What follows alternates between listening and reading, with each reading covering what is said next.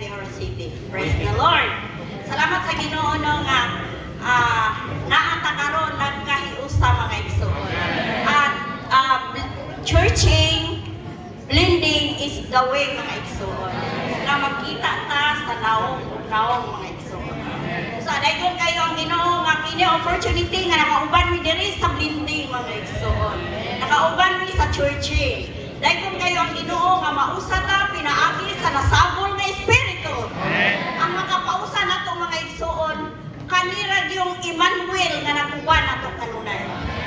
Dayon kayo ang Ginoo nga kining Emmanuel di lang siya igo nga Jesus nga manluluwas na hari nga manluluwas nato kundi nahimo sa siyang Emmanuel nga hari nga manluluwas.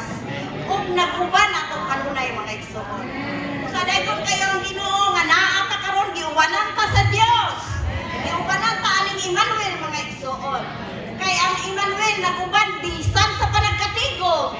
O ang Emmanuel magluwas na to bisan sa unsay atong mga sitwasyon o kahimtang mga igsoon. Sa dayon kayo ang Ginoo nga siya ang atong magkuuban kanunay kay naa siya sa atong sulod mga igsoon.